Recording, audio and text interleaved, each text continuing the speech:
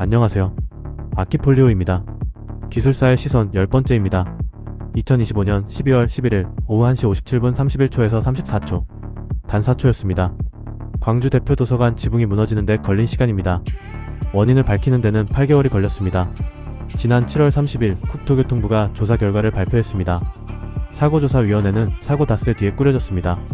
이 사업과 이해관계가 없는 전문가 11명, 전체 외에 20번, 현장 조사 5번, 관계자 청문 2번, 여기에 피파계 검사와 정밀 구조 해석까지 더한 결론입니다. 결론부터 말씀드리겠습니다.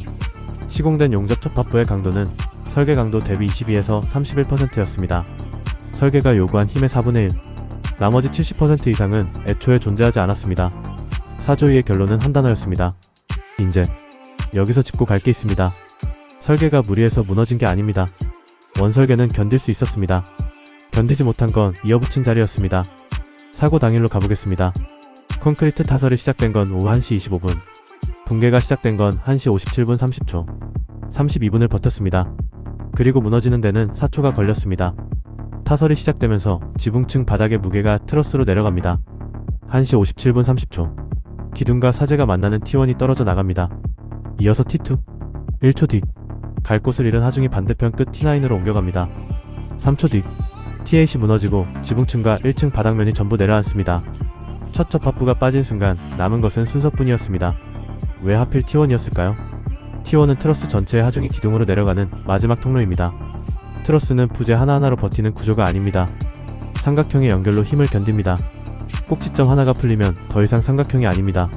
그런데 T1 하나만의 문제가 아니었습니다. 같은 방식으로 시공된 접합부가 트러스 전체에 걸쳐 있었습니다. 사조위가 공개한 실제 사진입니다. 위쪽이 설계상의 정상 용접, 아래쪽이 실제 시공 상태입니다. 노란 원 안에 보이는 것이 용접부에 들어가 있던 철근입니다. 무슨 일이 있었는지 두 가지로 나눠서 보겠습니다. 첫 번째입니다. 도면에 지시는 완전용 임용접 CJP였습니다. 강제의 틈을 100% 빈틈없이 채우는 용접이죠. 그런데 여기에는 전제 조건이 있습니다. 먼저 단면을 비스듬히 깎아야 합니다. 개선 가공이라고 합니다. 용접액이 깊이까지 들어갈 키를 내주는 작업입니다. 이 현장은 그 작업을 하지 않았습니다. 깎지 않으면 용접액이 들어갈 공간이 없습니다. 표면에 얹히는 겁니다. CJP 지시한 도면에 CJP가 불가능한 시공을 한 겁니다. 두 번째입니다. 부재 사이가 벌어지자 그 틈에 철근을 끼워 넣고 겉면만 용접했습니다. 사조위가 지목한 가장 직접적인 원인입니다. 철근이 낀 자리는 용접 금속이 아닙니다. 힘이 지나갈 수 없는 자리죠. 설계가 계산에 넣은 건 전체 단면이지만 실제로 힘이 지나간 건 양쪽 끝에 파란 부분뿐이었습니다. 앞에서 본 22%가 여기서 나옵니다. 그리고 가장 무서운 지점은 이겁니다. 컷에서 보면 용접선은 이어져 있습니다. 그래서 용접은 3번 확인합니다. 시공 전에는 시공 상세도를 어떻게 용접할지를 정하고, 시공 중에는 기량 검증으로 누가 용접할지를 꺼내고, 시공 후에는 검사로 제대로 됐는지를 확인합니다. 이 현장은 3겹이 모두 비어 있었습니다. 사조위의 표현은 이렇습니다. 사고를 예방할 기회도 잃고 말았다. 용접工한 사람의 문제가 아닙니다. 그를 걸러낼 장치가 하나도 작동하지 않았다는 것. 그게 이번 조사의 결론입니다. 책임은 시공자와 감리 두 축으로 정리됐습니다. 별도 특별점검에서는 안전관리계획 미이행과 무등록자 재하도급도 적발됐습니다. 국토교통부는 영업정지를 추진하고 조사 결과 일체를 경찰과 노동부에 넘겼습니다. 여기서 저희 이야기를 잠깐 하겠습니다. 8개월 전 지난 8편에서 이 사고를 다뤘습니다. 공식 결과가 나오기 전이었죠. 지금 대조해보면 철근 삽입도, 기량 미검증도, 재하도급도 그대로 확인됐습니다. 접합부 강도는 오히려 저희 추정보다 더 나빴습니다. 반대로 가설벤트와 경고 묵살처럼 이번 발표에 담기지 않은 것도 있습니다. 부정된 게 아닙니다. 형사책임 영역으로 넘어간 겁니다. 아직 열려있는 문입니다. 대책은 3가지입니다.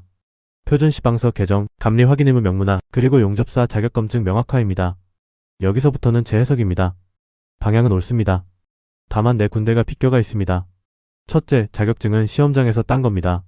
이 현장에 필요했던 건 48m 장스팬의 CJP를 할 수 있느냐, 그 기량 테스트였습니다.